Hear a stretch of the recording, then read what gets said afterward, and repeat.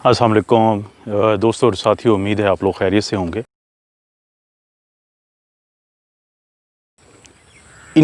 इस सदा के साथ बहुत सारे लोगों ने जो खाना काबा है वहाँ पे अब हज के जो मनासिक हैं वो अदा करने शुरू कर दिए हैं। आपको पता है कि 5 इस्लामी जो बुनियादी अराकीन हैं उनमें से हज एक ऐसा रुकन है कि जिस भी शख्स के अंदर ये सलाहियत हो माली तौर पे, तो वो उसको ये ज़िंदगी में एक बार करना उस पे फ़र्ज़ है। लेकिन कोरोना की वजह से हालात इस कदर तब्दील हो चुके हैं कि वो हज जिसको अदा करने के लिए दुनिया भर से 25 लाख लोग तकरीबन इकट्ठा होते थे हर साल, और ख़ास तौर पे जो पिछली दफ़ा का हज था उसमें पाकिस्तानियों का सबसे ज़्यादा जो शेयर था लोगों की तादाद के लिहाज से, तो वहाँ पे सिर्फ़ 10,000 लोगों को इजाज़त मिली है मनासिक हज अदा करने के लिए। आज बुध यानी 29 जो जुलाई है, आज से मनासिक हज की अदायगी का मरहला शुरू हो चुका है। बुनियादी तौर पे इसमें जो लोगों की तादाद शामिल है उसमें से जो 70% है उसमें वो सऊदी लोग शामिल हैं जो बाहर के मुल्कों से हैं, जिनके और उनके मुल्कों की तादाद है 160, और उसमें भी ऑनलाइन जो लॉटरी थी जिस खुश नसीब का नाम निकला है तो सिर्फ़ वो वहाँ पे जा सकता है। लेकिन जो 30% हैं वो सऊदीया के अपने सिटीज़न्स हैं या अपने शहरी हैं। लेकिन बाहर के किसी भी मुल्क से वो शख्स जो सऊदीया में नहीं रह रहा है वो नहीं आया है हज अदा करने के लिए। दोस्तों, आपको पता है कि दुनिया में कुछ वाक़यात ऐसे होते हैं जिनको बुनियाद बना के हम ये कह सकते हैं कि एक दुनिया उस वाक़े से पहले की थी और एक दुनिया उस वाक़े के बाद की है। मैं आपको कुछ मिसालें दे देता हूँ। मिसाल के तौर पे जो जंग अज़ीम अव्वल है, एक दुनिया उससे पहले की थी और एक दुनिया उसके बाद की थी, क्योंकि उसके बाद सल्तनत उस्मानिया टूट गई और इसी तरह से जो बैल्कनाइजेशन हो गई यूरोप की, कि उसके भी टुकड़े टुकड़े हो गए। इसीलिए लोग कहते हैं कि एक थी वो दुनिया जो पहली जंग अज़ीम से पहले थी और एक वो दुनिया है जो पहली जंग अज़ीम के बाद है। उसके बाद जंग अज़ीम दोम आई है, सेकेंड वर्ल्ड वार आई है। एक वो दुनिया है जिसको हम जानते हैं जंग अज़ीम यानी दोम से पहले, और एक वो दुनिया है जिसको हम जानते हैं सेकेंड वर्ल्ड वार, क्योंकि उसके बाद ही जन्म लिया इंडिया और पाकिस्तान ने, और उसी ही जंग के बाद हमेशा के लिए जापान सरनगू हो गया और जर्मनी भी टुकड़े टुकड़े हो गया। फिर दुनिया में एक और बड़ा वाक़या हुआ जिसको हम कहते हैं सोवियत यूनियन की वॉर, यानी अफ़गान सोवियत यूनियन की जो वॉर थी उसके भी इख्तिताम पे जो सोवियत यूनियन है वो सेंट्रल एशिया की बहुत सारी रियासतों में टूट गया।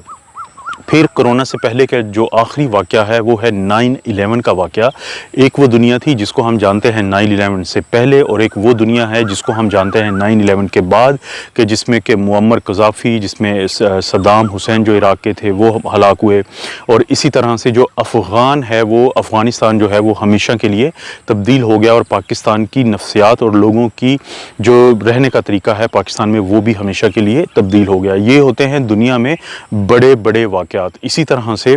बदकिस्मती से कोरोना का एक वाक़या और सानहा एक ऐसा वाक़या है कि जब हम हमेशा याद रखेंगे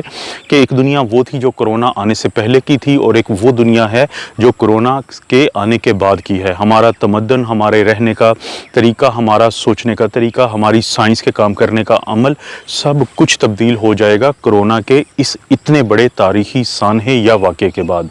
जैसे मिसाल के तौर पे इससे पहले सऊदी अरब हज और बाकी जो उम्रा की तरतीब है उससे तकरीबन 12 अरब डॉलर यानी कि 12 बिलियन डॉलर वो सालाना कमाता था, लेकिन अब पूरी इकॉनमी उसकी बैठ गई है। इसी तरह से जो